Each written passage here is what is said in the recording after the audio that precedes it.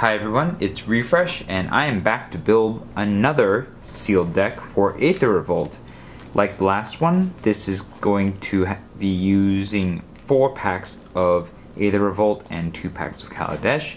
We're going to open all the packs, we're going to look at all the cards, then we're going to evaluate the different colors, and then we're going to build the deck. So that's how I'm going to approach it. Let's begin with the very first pack.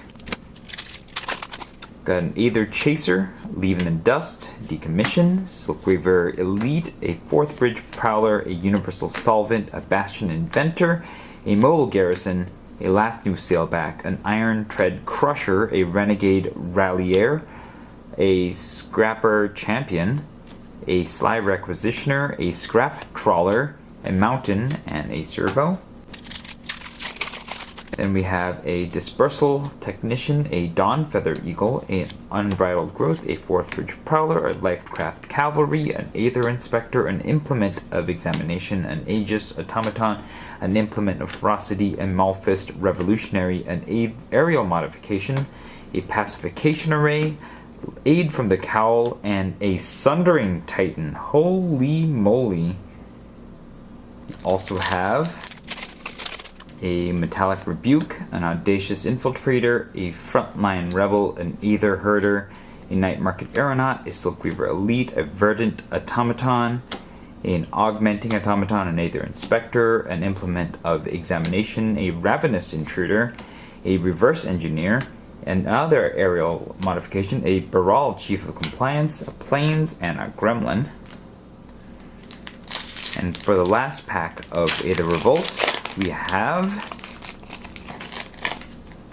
a Metallic Rebuke, an Audacious Infiltrator, another Frontline Rebel, a Defiant Salvager, a High Spire Infusion, a Cruel Finality, a Prize Fighter Construct, a Mobile Garrison, a Sweatworks Brawler, a Renegade Map, an Aeronaut Admiral, a Hidden Stockpile, an Enraged Giant, and a Dark Intimations, as well as a Swamp and an Ethereum Cell. Let's go into the final 2 packs of Kaladesh.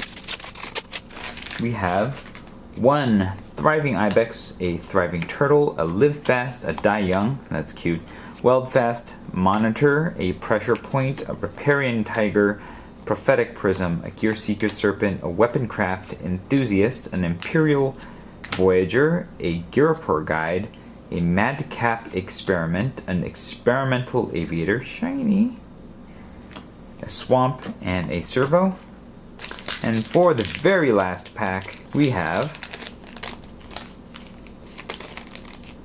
tip card, Aviary Mechanic, a Failed Inspection, a Cathartic Reunion, an Acrobatic Maneuver, a Subtle Strike, a Kujar, Seed Sculptor, a Narnam Cobra, a Wind Drake, a Sky Skiff, a Propeller Pioneer, a Filigree Familiar, a Sequestered Stash, an Aether Meltdown, an Electrostatic Pummeler, and a Swamp Thopter. Okay, let's take a look at what we have in each color. In white, we have a Propeller Pioneer, which is pretty good. Acrobatic Maneuver isn't bad.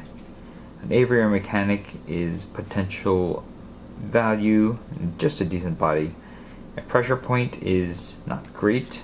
A Thriving Ibex is not bad. An Aeronaut Admiral is good. 3 power in the air, can give my vehicles flying. An Audacious Infiltrator is not bad. Aerial Modification is good if I have vehicles, but it's not terrible otherwise. So it's kind of expensive, which is why I'm not going to love on it, especially because whatever I put it on can get 2 for 1, but I'm definitely going to consider it. The Aether Inspector is not great.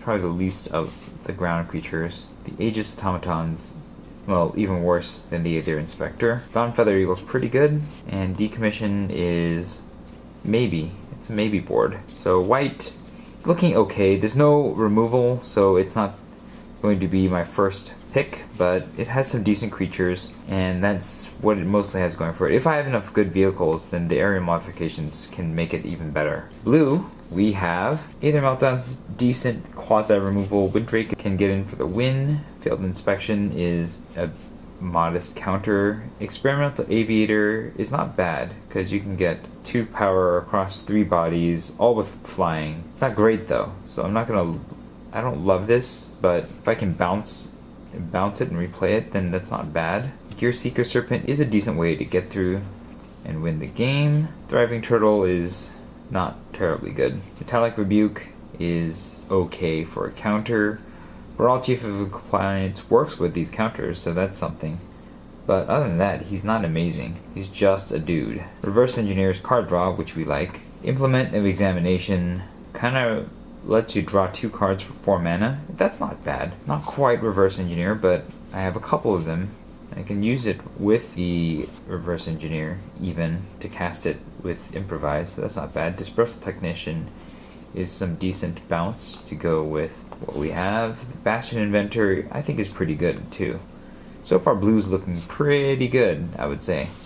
Leave in the Dust is also not bad. It's not great, but it's not bad either. So yeah, I'm kind of liking blue here for what it comes with, and it could play well with white, especially if Bastion Inventor plays with the white's enchantments. So blue, maybe. Alright, let's look at black. Subtle Strike isn't a bad trick. Weaponcraft Enthusiast does split over several bodies, so that's kind of interesting. Die Young is removal, which I like. Live Fast is card draw, which I like. Cruel Finality is removal, which I like. Defiant Salvager is, I guess it's not great, especially since that ability is sorcery speed. So we'll put it towards the bottom. Augmenting Automaton is a maybe. Night Market Aeronaut's a maybe. Fourth Bridge Prowler is kind of removal-y. Sly Requisitioner is not bad. It's definitely a way of possibly getting value from your artifacts. And then we have another Fourth Bridge Prowler. Black does have 2 pieces of removal. It's possible to play black. I would need more in black that would make me want to play it, but it's possible. Alright, red. Cathartic Reunion's not very good. Madcap Experiment's not very good. Weldfast Monitor's not a bad beater. The Enraged Giant isn't bad if I can get enough artifacts to get it out. The Sweatworks Brawler is pretty good, I would say. So these are all decent choices. The Frontline Rebel's not that good. Ravenous Intruder is... it's not terrible if I have enough artifacts to make it worthwhile, but I don't think I do. Scrapper Champion is... it's not bad. It can get up there, and it does have Double Strike, which is interesting to say the least. So maybe more interesting than Weldfast Monitor. Last New Sailback is not terribly interesting, but a maybe for a filler card. And Aether Chaser is pretty good, I would say. Just a 2-1 with First Strike I like. So overall, red, not great, because the color with removal doesn't really have a lot of removal. But the creatures that it does have aren't bad. But I think I would need just something else to make me really want to go into it. So I'm going to consider it, but I'm not going to go deep. Green. Green, we have a Narnum Cobra, which isn't bad. A Kujar Seed Sculptor, which isn't bad either. All things considered, it's could be a 2-3 for 2. So that's not bad. A Gearper Guide is also pretty good. So the creatures are ending up to pretty good here. The Repairing Tiger is not bad. It's not great though, but it's not bad. The High Spire Infusion isn't a bad trick. It's just a trick though. Verdant Automaton's not great. Silkweaver Elite isn't great. The Aether Herder is just okay. So it looks like we're hitting a bunch of just okay things. We have Aid from the Cowl, which is an interesting enchantment. Could get value, but it's a bit on the guessy side. Like, it may do something, it may do nothing. So I'm not going to consider it strongly, because I don't really have any way of abusing it. I'm going to put it towards the bottom. The Malphus Revolutionary is pretty good. The Implement of Ferocity is not terrible. For 2 mana, you get a +1/+1 counter and draw a card. Lifecraft Cavalry, not bad, if I can get it to work. So it's better than Repairing Tiger, I think. Unbridled Growth is a way to get that going. And Fixed Mana. Silkweaver Elite is, again, not terribly good. So green is, again, it has decent creatures, but it doesn't have much in the way of removal or really ways of getting the job done. So I'm not going to really value it highly. And then we have these. We have Hidden Stockpile, which is kind of itself a way of looping scry ability, I guess. Renegade value is actually quite good if I'm playing white and green. The Imperial Voyager's decent, not great if I'm playing blue and green. Alright, let's take a look at artifacts. Electrostatic Pummeler is really for a very specific kind of build. I don't think I have what it takes to make it work. I think Sequestered Stash is not terribly good either in this particular case. Filigree Familiar is something I definitely want to play in any deck, so it's the same with Skyskiff. Prophetic Prism's a maybe. Renegade Map can trigger Revolt, so it's a maybe. Mobile Garrison's a possibly. A decent creature vehicle. The Prize Fighter Construct I don't think I like. Sundering Titan's too expensive. Not in terms of its value, but just 8 mana for a 7/10 that destroys one of each basic land. I don't think it's worth it. Pacification Arrays definitely play. Scrap Trawler, I think it's not bad. 3 for a 3/2 that can potentially get upside isn't bad. Iron Trade Crusher's not bad. Another Mobile Garrison's not bad. This is, Universal Solvent is a kind of removal. Not great. Very expensive, but kind of. So this is all possible. These are all out, along with the Dark Intimations. So, depending on which colors I choose, is going to determine this. In terms of removal, we have black and blue as our choices for removal. Black is probably the better in terms of removal, but the creature selection in black is kind of limited. The overall colors are kind of limited. So, maybe it's a splash just for the removal and the card draw, and maybe the hidden stockpile. So I'm going to keep it as a maybe for that purpose. And then let's think about what we have left. Red gets us a number of decent creatures, and that's it. Just a handful of decent creatures, and then just some jank. So I think I'm going to count red out. Blue has a lot of decent creatures actually, as well as lots of card draw and some counters. I think blue is definitely worth considering. So is green. Green is also worth considering for its decent selection of creatures and its counter abilities, as well as its fixing. Again, I don't think Aid from the Cowl is going to be worth playing, but there's something here. And white has some decent creatures. Again, just that. Just some decent creatures. Now if I put white and blue together, we have these aerial modifications that can go on the hexproof creature, and we're just going to be trying to fly past the opposition here. So that's a maybe. White blue with a splash of black maybe to get hidden stockpile in this removal. The other option is white and green and just don't even bother with the removal and just hope that I can outvalue them with the creatures and the counters and just getting in there as a possibility. Or blue and green and maybe get the Imperial Voyager. I'm not 100% sold on green. I mean, it has decent creatures, but it doesn't really have a way of getting in and finishing. I think blue and black, one of those two have to be in the deck, and then I'm playing the other color as white or green. Or blue and white, with maybe a splash of black. Possible that I could play with a little bit less of each color thanks to the artifacts. I think the white bodies are strong enough that I really should consider them. Blue bodies aren't bad either. I think white and blue, tempo, might be the game here. Yeah, there's just not enough that comes together in green to make it worthwhile, I think. And between white and blue and maybe all these artifacts, I should be able to get what I need. So let's see what we can do with white and blue. And artifacts, that is. Alright, so we have Aether Meltdown. We definitely want to play that. That's probably... This guy's pretty boss. This guy's pretty good. The Gear Seeker Serpent is pretty good. Baral. Reverse Engineering for card draw. I think we want these for Improvise and to reduce the cost of the Gear Seeker Serpent.